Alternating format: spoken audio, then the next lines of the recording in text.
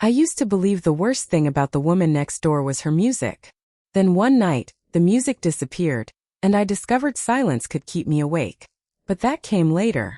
When Maya Collins first moved into the apartment beside mine, I knew almost nothing about her, and I preferred it that way. At 56, I had built a life around the pleasure of knowing exactly what came next. Dinner at 7. One glass of Cabernet at 8. The brass lamp beside my reading chair at 8:15. A book until 10:30 unless it was especially good. My apartment was warm without being cluttered, elegant without looking staged, and quiet enough that I could hear rain touch the windows 20 floors above the street. Some people might have called my life lonely. I never did. Loneliness implied an absence. I had everything I needed, or at least everything I had learned to need. That Tuesday evening I had roasted salmon, washed my plate, wiped the kitchen counter, and settled into my usual chair with a novel and a glass of wine. The city glowed beyond the windows. My phone was face down. The room smelled faintly of bergamot from the candle on the console. It was exactly the kind of evening I had spent years perfecting. Then something thudded through the wall. I lowered my book. Another thud followed. Then 3 more, forming the unmistakable bass line of a song being played next door. I looked at the wall as if it had personally violated an agreement. The neighboring apartment had been empty for 6 weeks. Apparently, peace had acquired a tenant. The music was not loud enough to justify outrage. It was worse than that. It was just loud enough to enter every quiet space between sentences. I tried reading. The bass continued. At 9:52 I realized I had read the same paragraph 3 times. Charming, I said. At 10:07 the music stopped. I finished my chapter and decided the matter was beneath further consideration. The following morning, however, I met the source of the problem. The elevator doors were closing when a woman's hand appeared between them. I pressed the button. She slipped inside carrying a coffee cup, a canvas tote, and several folders that seemed determined to escape her arms. "Thank you," she said, breathless and smiling. She was younger than I expected. Early 30s. Dark hair gathered into an imperfect knot. Brown eyes. Camel coat open over a green sweater. Beautiful, objectively speaking, in the same way one might notice expensive architecture while remaining annoyed that it blocked the view. "You are my neighbor," she said. Apparently. Her smile widened. "Maya Collins. Claire Bennett. Nice to officially meet you, Claire." The elevator reached the lobby. Maya stepped out, then turned back. "I hope I have not been too loud. There are moments when life offers you exactly the confrontation you wanted, and then ruins it by making the other person pleasant." "The walls carry sound," I said. Maya winced slightly. "I will remember that." She walked away before I could decide whether her apology had been sincere. I watched her cross the lobby, telling myself I was merely confirming that the woman responsible for disturbing my evenings had finally left the building. Unfortunately, that explanation became harder to maintain when I realized I had noticed the exact shade of her green sweater. For the next several days, I told myself Maya had taken my comments seriously. The music stayed lower, although lower was not the same as absent. I could still detect it through the wall after dinner, a soft rhythm beneath the ordinary sounds of my apartment. I considered this progress. Then Friday arrived. At 10:38 that night, the elevator chimed outside my door. I heard laughter in the hallway, followed by Maya saying, "Good night. Text me when you get home." Someone answered. Then footsteps retreated toward the elevator. Her key turned.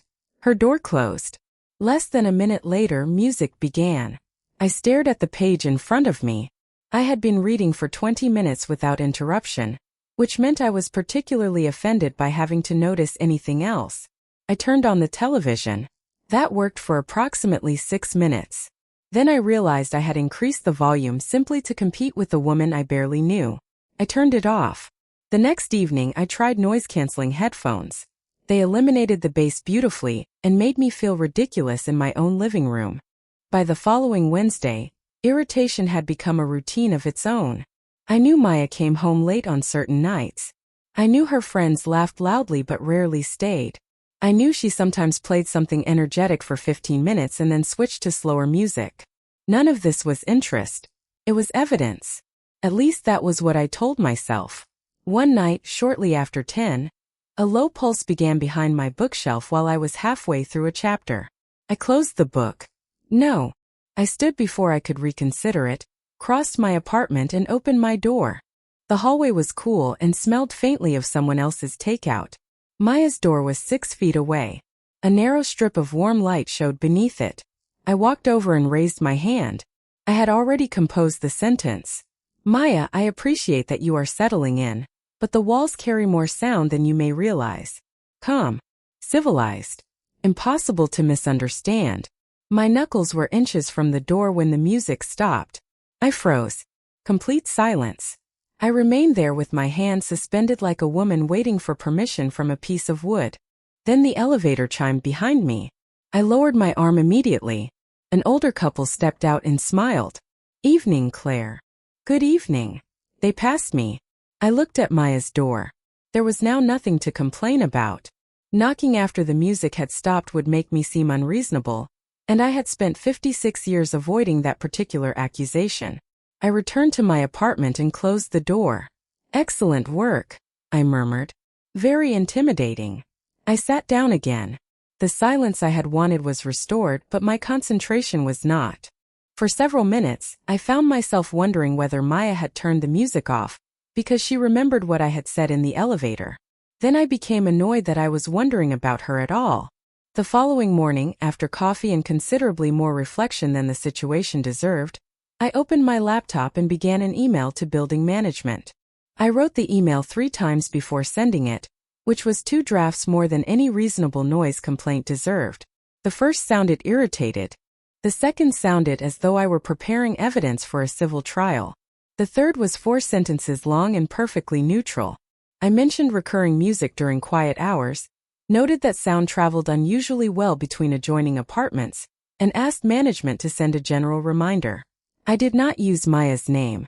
I did include her apartment number. There are limits to diplomacy. By noon, management had replied. By 5, a notice about quiet hours had appeared in every resident's inbox. I considered the matter resolved. Then I saw Maya beside the mailboxes that evening.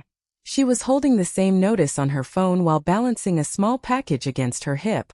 Well, she said when she noticed me, apparently we have been warned.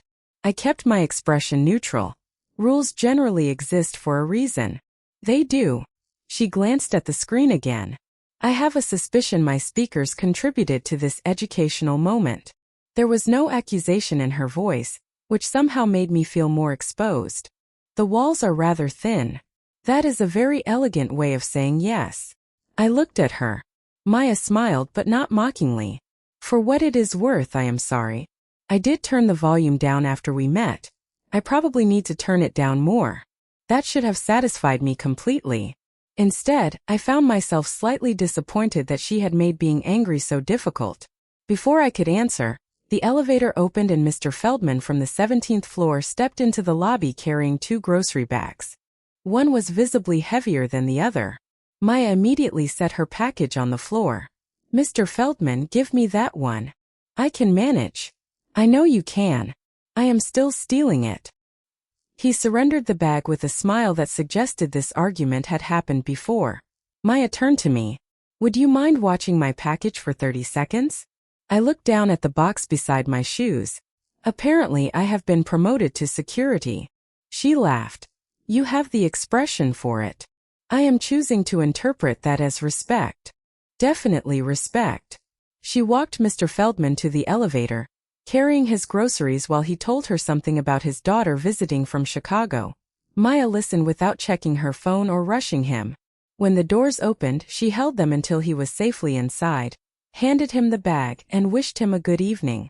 It was an ordinary kindness, small enough that I could have ignored it. Unfortunately, I had been watching. Maya returned and collected her package. Thank you, Claire. You are welcome. She hesitated. And really about the music. I will be more careful. I appreciate that. See? We are making progress. Let us not become reckless. Her smile widened. Good night. Good night, Maya. The music that evening was quieter. I could still hear the faintest rhythm through the wall, but I managed 3 chapters without rereading a sentence. 10:06 it stopped. I noticed the exact minute. That irritated me almost as much as the music had. Because somewhere between filing a complaint and watching Maya carry another man's groceries, the problem had become more complicated than noise. I still found her disruptive. I simply was no longer certain she was inconsiderate.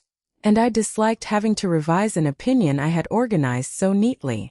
For the next 2 weeks, I made a deliberate decision not to waste another ounce of attention on Maya Collins. This was a sensible plan, and like many sensible plans, it failed almost immediately. The music remained quieter after the management notice. Some evenings I barely heard it. Other nights a soft bass line still traveled through the wall, but it usually disappeared before 10. I stopped reaching for my headphones. I stopped composing imaginary complaints. I even congratulated myself on adapting. Then I began noticing things I had no reason to notice. Mondays, Maya usually came home around 9:15. Wednesdays were later, often closer to 10. On Sundays, music started sometime after her morning coffee, although I had no evidence coffee was involved beyond the fact that everyone sensible drank it. Her keys made a bright metallic jingle outside her door, followed by a brief pause before the lock turned. Her footsteps were quick when she was alone and slower when she was speaking on the phone. There was one song she played often enough that I could recognize its opening piano notes through 12 inches of wall. I explained all of this scientifically. The human brain identifies patterns. Mine happened to be exceptionally competent. That was all. One Tuesday evening, the elevator doors began closing just as I entered the lobby. "Hold it, please." I recognized Maya's voice before I turned. My hand reached for the button automatically. She hurried inside carrying a paper grocery bag with a baguette sticking awkwardly from the top. "Thank you. You might consider arriving before the doors close. And destroy the suspense?" She pressed our floor, although it was already illuminated. "You do realize we live on the same floor?" Maya looked at the button, then at me. "I have had a long day." I almost smiled. Halfway up, the bottom of her grocery bag sagged. A lemon dropped out, bounced once and rolled toward my shoe. I stopped it neatly. Maya stared down at it. "I am beginning to think groceries dislike me. Your bag appears to have reasonable objections." I picked up the lemon and handed it to her. "Thank you, Claire. Try not to lose dinner before reaching your door." "No promises."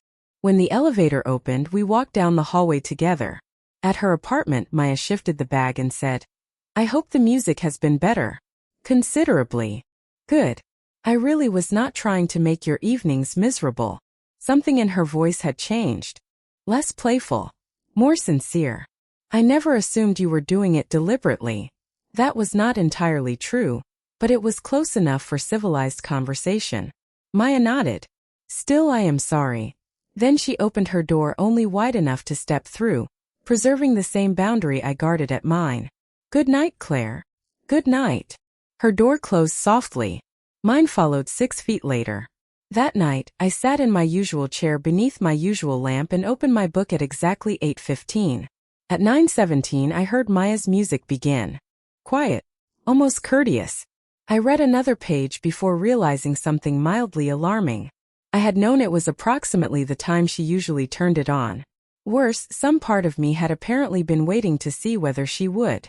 The next morning, I heard myself humming Maya's song in the produce section of a grocery store, and for several seconds I did not understand why that annoyed me so much.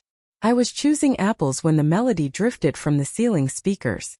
Soft piano first, then the same easy rhythm that had traveled through my wall often enough to become familiar. My hand stopped over a Granny Smith. I knew what came next. Not the words exactly.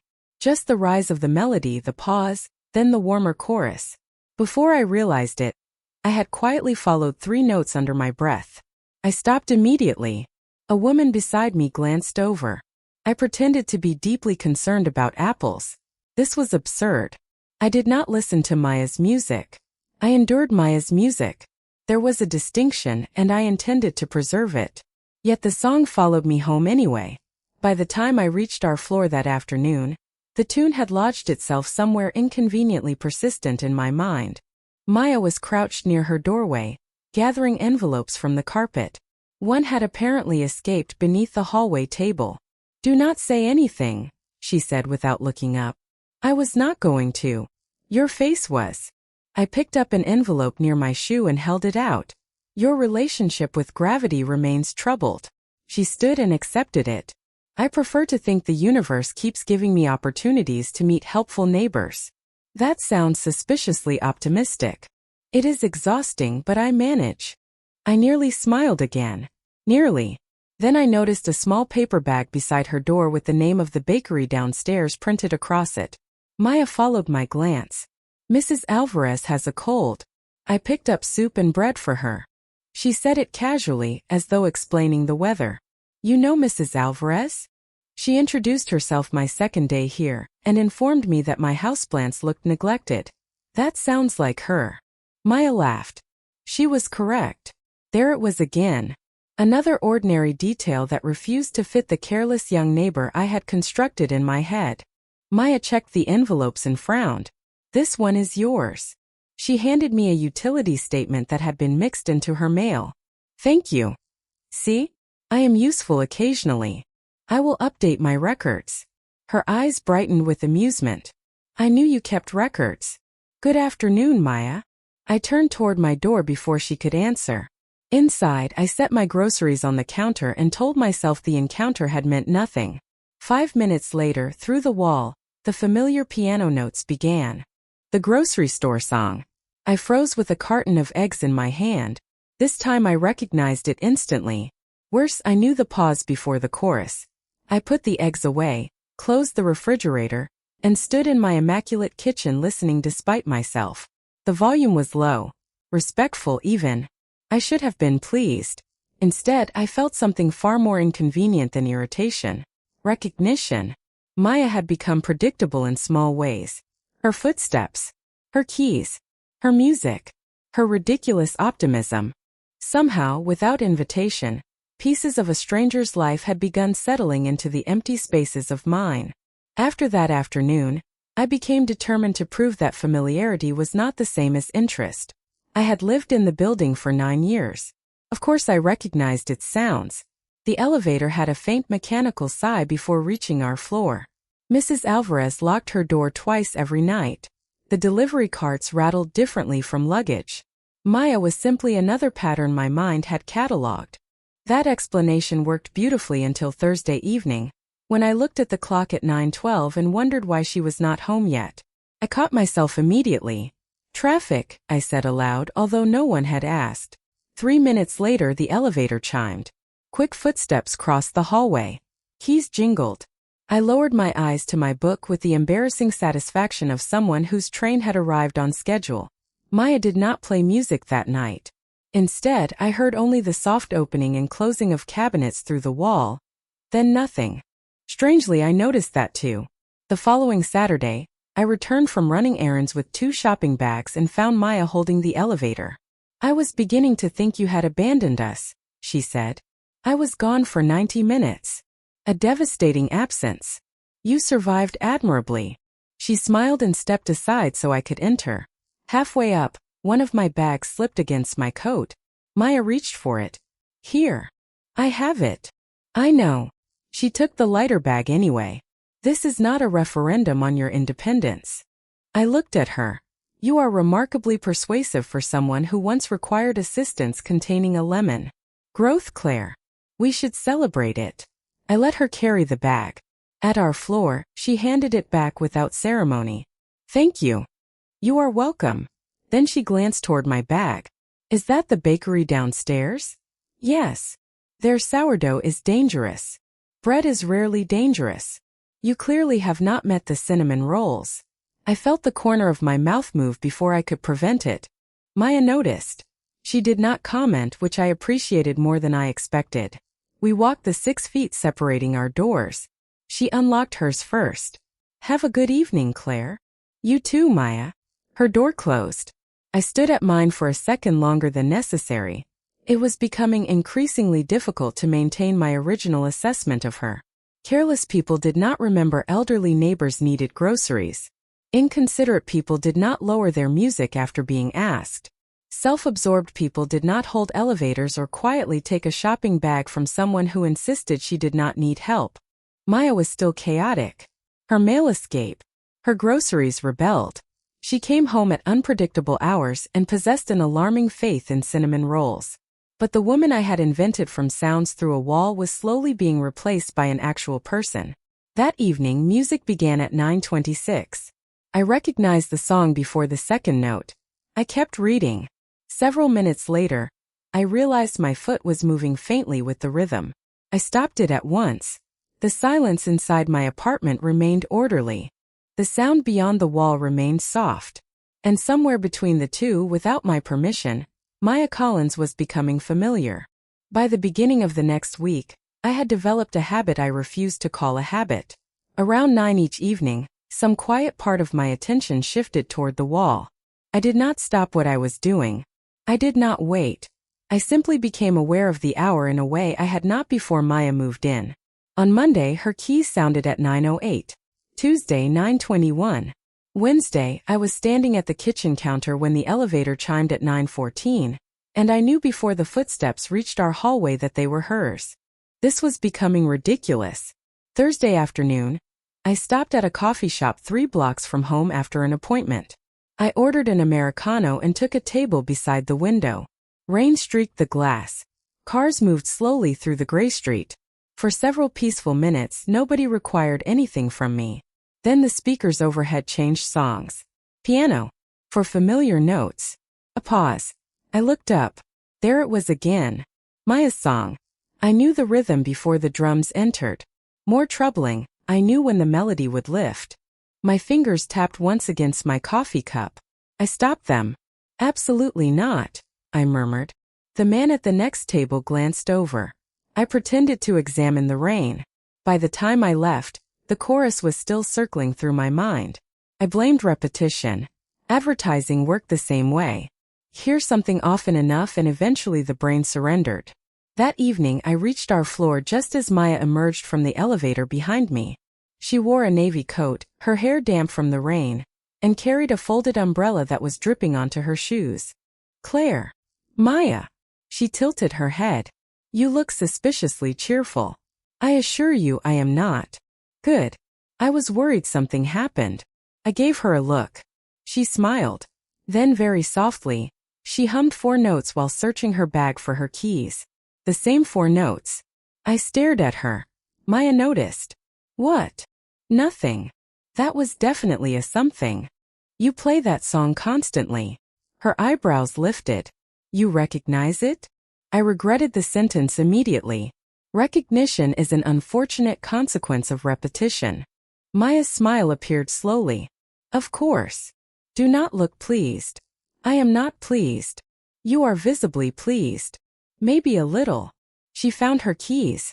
I promise not to tell anyone. There is nothing to tell. Naturally. She opened her door then paused. Good night, Claire. Good night. I went inside and shut my door with perhaps more dignity than necessary. At 9:30, the familiar song began through the wall, quieter than ever. I opened my book. The piano reached those 4 notes. Before I could stop myself, I supplied the next 2 under my breath. I stared at the page. Maya had not entered my apartment. She had never crossed my doorway. Yet somehow her music had crossed something else. Later, when the song ended, I noticed the absence immediately. And that was the part one could no longer explain away quite so easily. The following evening gave me exactly what I had claimed to want since Maya moved in. Silence. First, I considered it a gift. I came home shortly after 7, changed into comfortable clothes, prepared dinner, and poured my usual glass of Cabernet. No footsteps hurried past my door. No keys jingled 6 feet away. No faint bass traveled through the wall. I ate at the kitchen counter and enjoyed the quiet with almost ceremonial satisfaction. This, I reminded myself, was how my apartment used to feel. At 8:15, I switched on the brass lamp beside my chair and opened my book. The building settled around me in familiar sounds. Pipes murmured somewhere behind the walls. The elevator chimed twice down the hallway. A door closed farther along the floor. Nothing came from Maya's apartment. I read 3 pages. Then I looked at the clock. 8:42.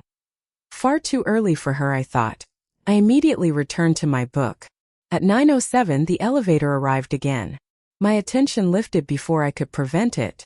Footsteps crossed the hallway, slow and heavy. Not Maya's. They passed our doors and continued toward the other end of the floor.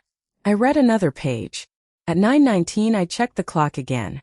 That was closer to her usual time. I disliked knowing that. At 9:31 another elevator chime. Faster footsteps this time. I waited for the metallic jingle of keys. Instead, a door opened several apartments away. I lowered my book. The silence had changed. Earlier it had felt spacious. Now it seemed oddly unfinished, like a sentence missing its final word. I stood and carried my wineglass to the kitchen even though it was still half full. I rinsed a perfectly clean plate. I straightened a dish towel that did not need straightening. Then I caught myself facing the shared wall. "This is absurd," I said quietly. Maya was an adult woman with a life that had nothing to do with me. She could stay out until midnight. She could stay somewhere else entirely. I had no reason to know where she was. More importantly, I had no reason to wonder. At 9:48 I returned to my chair. The same paragraph waited for me. I read it twice and absorbed none of it. My eyes drifted toward the wall again. No piano. No bass. No cabinet doors. Nothing. I remembered the first nights after Maya arrived, when I had wished for precisely this. I had wanted the wall to become a wall again instead of a thin membrane carrying evidence of someone else's existence into my carefully ordered rooms. Now that wish had been granted, and somehow the apartment felt different. Not empty. I refused that word. Just altered. At 10:03 the elevator chimed once more. I did not move, but every part of my attention went toward the hallway. A moment later footsteps approached. For one ridiculous second relief rose in me. Then they passed Maya's door. I looked down at the open book in my lap and realized I was no longer reading. I was listening. By 10:20 I had given up pretending to read. I closed the book but left one finger between the pages, as though I might suddenly recover my concentration. Outside my windows the city had softened into scattered lights beneath a dark sky. Inside, everything remained exactly where it belonged. The lamp cast its familiar circle across the rug. My wine sat unfinished on the side table. The thermostat held the apartment at 70 degrees. Nothing was wrong. That was what made my restlessness so irritating. At 10:34 the elevator chimed again. I listened. Two voices passed down the hallway, neither belonging to Maya. I caught myself wondering whether she was working late, having dinner with friends, or simply somewhere she preferred to be. Then I stopped. I knew almost nothing about Maya Collins. I knew she bought groceries in unreliable paperbacks. I knew she liked cinnamon rolls. I knew she helped Mrs. Alvarez and Mr. Feldman without making a performance of it.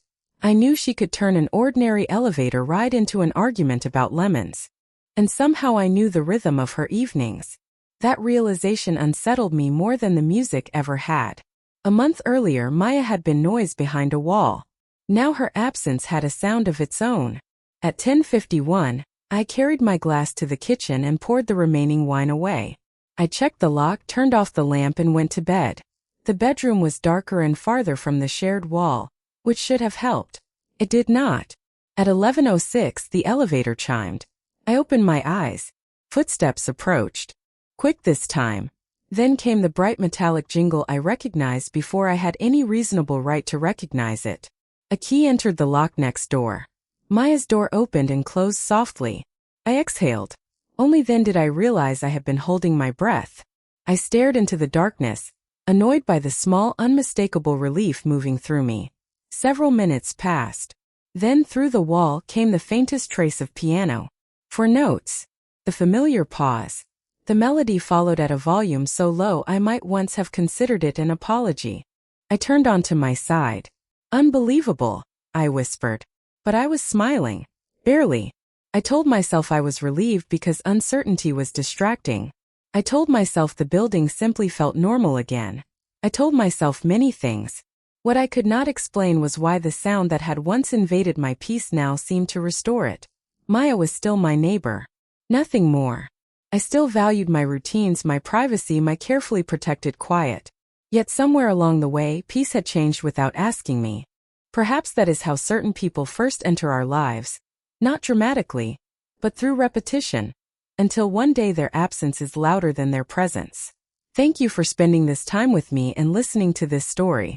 If it stayed with you, please subscribe to the channel and share it with someone who might understand what it means to discover that even the quietest life can make room for an unexpected new sound.